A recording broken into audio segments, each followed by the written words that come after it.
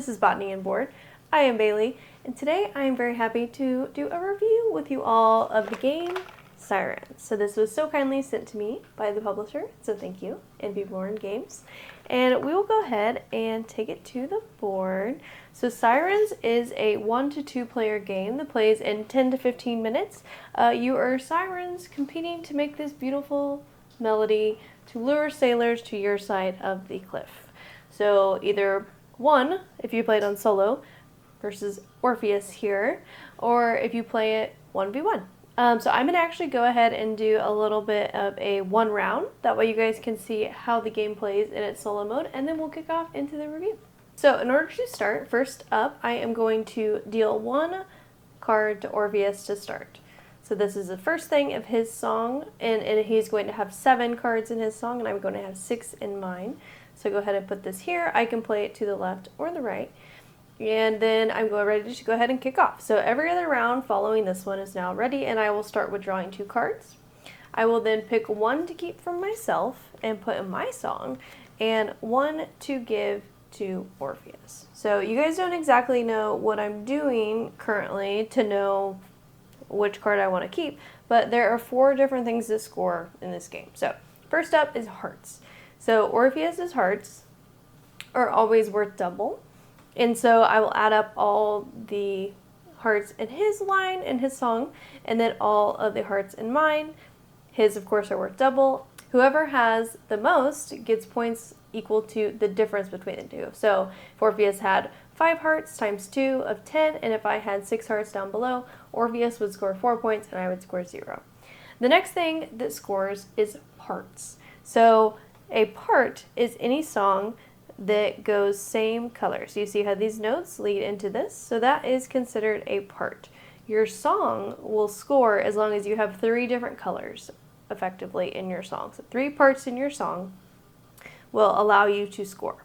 The way a part scores is it effectively is squared. So 1 times 1 is 1, 2 squared, 2 times 2 is 4, 3 squared, 9, and so on and so forth. And the next thing that scores is flow. So the flow is these steps. See how the arrow? So you're going to score points. For instance, if I would have had, this would have been red, if I would have been able to place here to here, then this would score a flow point. So the flows are actually progressive. So the first flow step is worth 1 point. The next one's worth 2 points. The next one's worth 3 points. The next one's worth 4. That kind of thing. So if you got 5 flow steps, you'd be 15 points because it's first one, second one, third one, fourth one, and then 5 more for the 5th one, 15 points. And then the last part that scores are the charms. So in this example, I'd actually happen to have some. It worked out. If I put these 2 together, you'll see how they make a perfect rest of the pot. Then I will go and score points equal to what is depicted. So there's 1, 2, 3, and 4. And then the only last thing there is wild cards. So if there are only 2 in the deck, but if you happen to get both of them and put them beside each other, then you score an extra 3 points. So that is all there is. So we'll go ahead, now you have a little bit of an idea why I'm picking what I do. So these are my first cards. So I'm going to pick something for me, something for him. So currently I don't have anything going on, so I'm purely going to keep this one because of the fact that it gives me a heart and this one gives him no hearts. So I will go ahead and just put this to the left here. And you always place things so that it's advantageous for Orpheus, effectively, is the rule. Okay, so 2 more. Aha, so the wild. And so this one I'm definitely going to give to myself. And then I will put that there. That would be just fine because I want to try to leave this open in case I was able to get that pot, although it's probably unlikely since it's right there. Then I'm going to go ahead and give this one to Orpheus. So this one, actually, I wouldn't put it to the left because this would be less advantageous than this way, because this way would have a float step. Okay. And next 2 cards. So I'm currently in, I could make this is wild, so currently it could be blue if I wanted it to, or I could make it be green if I wanted to have this one. and it doesn't match any of my pot. This one does have a flow step that leads into blue though, so I'm actually, I think, going to play it this way. And I gave myself the one with the hearts. Okay, and that means for Orpheus, he will actually like this one. I like it to go at the front, because again, that gives him a flow step as well. 2 more. Aha! I got the wild. Yay! I've never got this before. This is so exciting. So I got both wilds. And so since I have them both, I get 3 points. That is fantastic. And he will get this, and it does give him a flow step. Actually, he can have a flow step here or here. And I think, and since this one's yellow, I'm going to go ahead and put it on this side. Since the pot doesn't match, it seems like maybe that is the best way to go about that. Okay, and 2 more, and just 2 more rounds left. Okay, so I probably am going to, yes, this one's perfect for me because I can put this here. I have a flow step. Then I also have this pot here, and that is excellent. And then also this made it where I now have 3 parts in my song, because this could be blue, blue, blue, green, and yellow. And now that I have 3 colors or 3 parts in my song, it's able to score. And then red, so let's see, leading into yellow, so we'll put it this way. Ooh, actually, but this is 4 points for the pot. So I think I'm going to go first to the pot. And I could have done that wrong. It might say in the rule book that I was supposed to immediately put it to the left, since it did have a flow step, but that one seems like it'd have a flow step and or it goes for the part, and then B, it also solved the pot. So that one is the harder way to play it. 1, 2, 3, 4, 5, 6. 1, 2, 3, 4, 5. So last 2 cards. Something good. And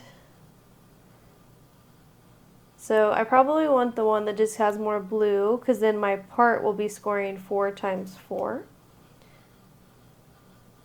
So I'll do that. And then that would leave him with a lead up from green and blue, and that doesn't do anything good for him, so that's wonderful. And we'll just put it on this side, because it fits there. Okay, so now we are ready to score. So again, this goes by, let's see where I can set this out in the way. Scrunch it just a little bit, that way I have room. So there's also an app that comes with this, and you can actually take a picture of the cards and it will play the song for you, which is fun. Okay, so first up is hearts. So 1, 2, 3, 4, 5 for Orpheus, times 2, so that'd be 10, and I have 1, 2, 3, 4, 5. So 5 points will go to Orpheus. And then I will go ahead and score Orpheus's song first. So we have next parts. So he definitely has 3 colors in his song. So this one will just, single part will be worth 1, another one worth 1, so 1, 2, 3. These 2 will be worth 4, so 7, and then 8, 9, 10, 11. So 11 points for parts for Orpheus. And then flow. So each step, and again, it's progressive. So we have, let's see how many flow steps. 1, 2, 3. So that will be worth, first one's worth 1, next one's worth 2, next one's worth 3. So 6 points. Oops. For flow, and then charms. So we got the 1 for 4. Okay, so Orpheus on this round then would have been at 16 plus 10, so 26. Very good round there, Orpheus. Very good. All right, so my turn now. So for my parts, I have 1, 2, and then these are 4, because I'm going to treat this as a blue. So 16, 17, 18. So I outdid him on parts, but I don't know about flow. Let's see. Okay, so I have 1, 2, 3, 4, 5. Aha, so 15 points. Okay, I'm actually doing like better than I've ever done. So, this is very lucky. This normally never happens this way. Normally when I play in front of you guys, I do really terrible. Okay, charms, and I got a charm too. I got 3, And then I actually got the special +3 for the 2 wilds, so I'm going to just make this say 6. Okay, so now I have to do mental math in front of you guys. That's always fun. 39. Wow. I did really good. I've never scored that many points. It's really remarkable. So I, in that case, would have been the winner. So then I would need to beat Orpheus one more time, and then I would be the ultimate victor. If instead Orpheus had won, you would actually first also flip over his card to side 2.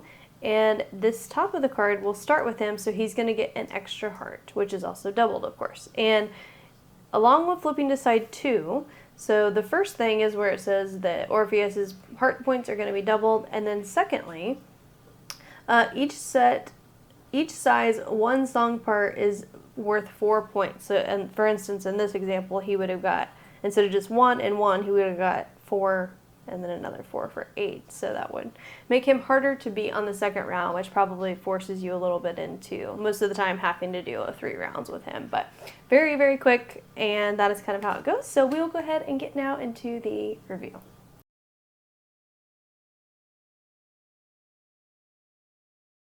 Okay, the first thing I always like to go over or review is the setup and playtime. So the setup and playtime on this one is very quick. So 10 to 15 minutes to play it, and like 10 seconds, just however fast you are at shuffling to set up. So absolutely perfect, I would say, on that one.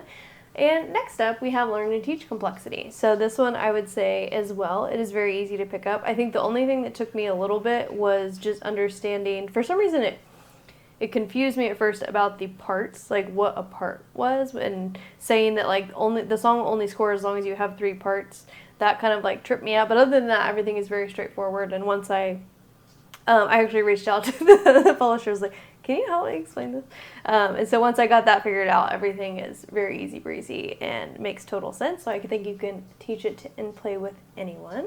Also excellent.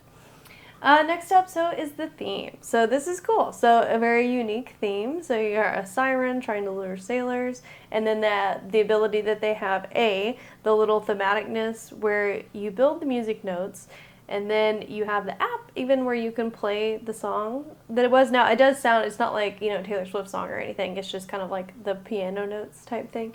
But yeah, very cool. So I think they did a really good job of implementing the theme into the game, especially for such like a quick, light game. I think that they really did well at like making the theme kind of stand out.